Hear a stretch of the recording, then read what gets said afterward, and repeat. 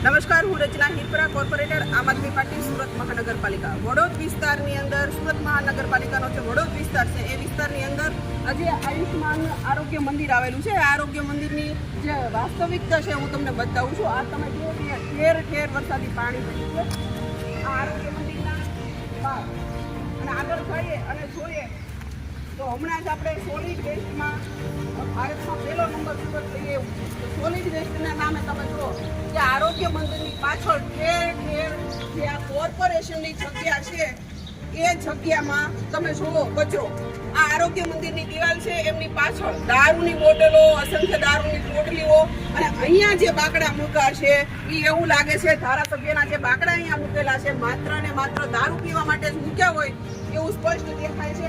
આ તમે જુઓ કોર્પોરેશન એવોર્ડ બી આવે છે, સુરત એવોર્ડ બી આવે છે, સત્તામાં બેઠેલા બહુ વાહવાહી બધા મૂકે છે. આ તમે જુઓ અહીંયા આરોગ્ય સેન્ટર છે, આરોગ્ય મંદિર છે તો બાજુમાં અને અહીંયા કચરો તમે જુઓ ને કેટલો દારૂ પીવાય છે. એનો મતલબ એવો કે અહીંયા દારૂ પીને બીમાર પડે એમને આરોગ્ય મંદિરમાં સારવાર લેવા માટે જવાનું. એવી જગ્યાએ બનાવેલું છે કે કોઈ સારો માણસ અહીંયા કોઈ સારવાર લેવા ન આવી શકે. નેટ અહીંયા દારૂના આડાઓ ચાલે છે અને આ ગંદકી તમે જુઓ આરોગ્ય મંદિરની બાજુ. અને કોર્પોરેશન કોઈ વ્યક્તિના ધાબા પર કોમો પાણી ભરાણું હોય તો તરત સ્લીપ મારીને આપી આવે છે. પરંતુ અહીંયા આટલો આરોગ્ય મંદિર પાસે આટલી ગંદકી છે તો કોઈને કેમ કઈ ખબર નથી પડતી.